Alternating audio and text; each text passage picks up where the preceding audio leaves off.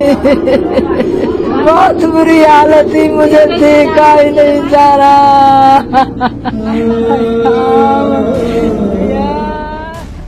हाथरस कांड में पुलिस प्रशासन की भारी लापरवाही सामने आई है। इस मामले में पुलिस परिवार से अलग कहानी बयां कर रही है, जिस पर किसी को यकीन नहीं है।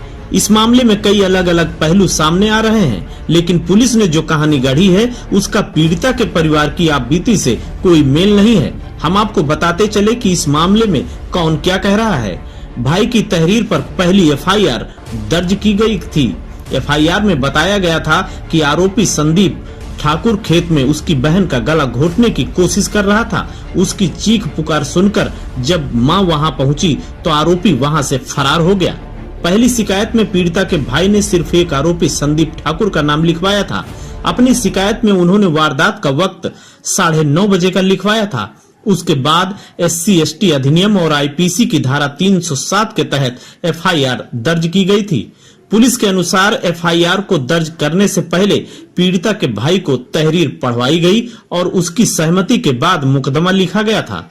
जब मैंने अपनी बेटी को वहां देखा तो वो नग्न अवस्था में पड़ी हुई थी। ये मां का आरोप है और उसके शरीर से बहुत ही खून बह रहा था।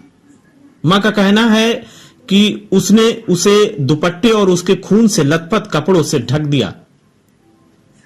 मां कह रही है कि हम बेहद असमंजस में थे और एकदम सदमे की हालत में थे। हमारी बेटी बेहोश थी। जाहिर है हम हाथरस के चंदपा पुलिस थाने में पुलिस को बलात्कार या सामूहिक बलात्कार का बयान नहीं दे सकते थे, जहां पहली एफआईआर दर्ज की गई थी, क्योंकि तब तक हमें नहीं पता था कि बेटी के साथ सामूहिक बलात्कार हुआ था। हमारी बेटी ने अपने भाइयों के कान में एक आरोपी संदीप ठाकुर का नाम लिया और बेहोश हो गई। तो हमने सोचा कि गांव में रहने वाले संदीप ठाकुर नाम के लड़के ने उसकी पिटाई की है। यही सब पहली एफआईआर में भी दर्ज है। पहली एफआईआर मेरे और मेरी मां के बयान के आधार पर दर्ज की गई थी। मेरी बहन बयान देने की हालत में नहीं थी, ये भाई का कहना है। उनका कहना है कि वो बेहोश थी। तब तक हमें यह भी नहीं पता था कि उसके साथ सामूहिक बलात्कार हुआ है। तो जाहिर है कि हमने अपने बयान में ऐसा कुछ नहीं कहा। हमारे गांव के एक लड़के पर हमें शक था। हमने शिकायत में उसका नाम लिया। उसका नाम संदीप ठाकुर है। हमने पुलिस से शारीरिक हमले की धाराएं लगाने को कहा, क्योंकि हम नहीं जानते थे कि मेरी बहन के साथ सामूहिक बलात्कार किया गया था। अलीगढ़ के JNMC अस्पताल के ICU के अंदर 15 तारीख को मेरी बहन को होश आया, लेकिन वो किसी भी हालत में अपना बयान देने की हालत में नहीं थी। पीड़िता के भाई के अनुसार पुलिस 20 तारीख को अस्पताल आई, लेकिन बहन उस दिन भी अपना बयान नहीं दे सकी। उसकी हालत खराब थी। बहन ने 22 तारीख को अपना बयान दिया। उसके बाद दूसरी एफआईआर दर्ज की गई और सामूहिक बलात्कार और हत्या की कोशिश की धाराएं जोड़ी गई।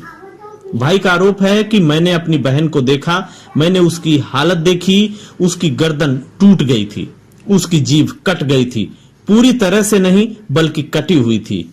उसने मुझे बताया कि उसकी जीभ दांतों के बीच आकर कट गई। लड़की के बयान से आई गैंग रेप की थ्योरी।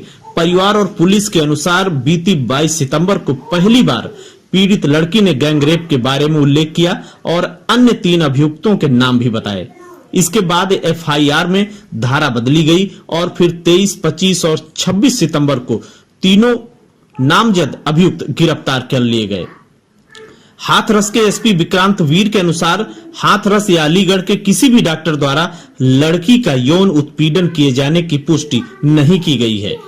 इसलिए इस मामले की जांच डॉक्टर फॉरेंसिक विशेषज्ञों की मदद करेंगे। SP के मुताबिक लड़की के प्राइवेट पार्ट पर घर्षण के कोई संकेत या निशान नहीं है, लेकिन लड़की के द्वारा दिए गए बयान और परिवार वालों के आरोप के हिसाब से लड़की के साथ सेक्सुअल असॉल्ट हुआ था। SP का दावा है कि जीभ कटने की खबर पूरी तरह से गलत है। हमने पीड़ित का बयान दर्ज किया था। इसके अलावा कुछ ऐसी खबरें आई हैं कि उसकी रीढ़ की हड्डी टूट गई है, ये गलत है। उसकी गला घोटकर हत्या की कोशिश की गई और गर्दन की हड्डी पर चोटें जरूर आई थी, जिससे मामला जटिल हो गया। कई दिन बाद दिल्ली के सफदरजंग अस्पताल में लड़की ने आखिरी सांस ली। उसके बाद उत्तर प्रदेश के गलियारों में भूचाल आ गया। सरकार के इशारों पर हाथरस के DM ने लाश को बिना परिजनों की अनुमति रात को ही जला दिया। जिस पर लगातार विपक्ष और मीडिया प्रशासन को घेरने में लगी रही। लिहाजा प्रशासन ने एक और कड़ा कदम उठाया और मीडिया की एंट्री गांव में पूरी तरह से बैन कर दी। इसके बाद मामला मीडिया बनाम प्रशासन भी हो गया और कई दिनों तक प्रशासन रोकने में लगा रहा तो मीडिया अंदर जाने की जिद पकड़े हुए था। खैर, इस मामले में भी प्रशासन और सरकार की काफी किरकिरी हो गई। इसके बाद प्रशासन को झुकना पड़ा और मीडिया की एंट्री को खोलना पड़ा। अब मामला सीबीआई के पाले में है। तथ्य कुछ भी सामने आए, लेकिन दुनिया छोड़ चुकी बेटी की भरपाई अब नहीं हो सकती। Bureau report, INF media, UP. बहुत बुरी हालत थी, मुझे देखा ही नहीं जा रहा।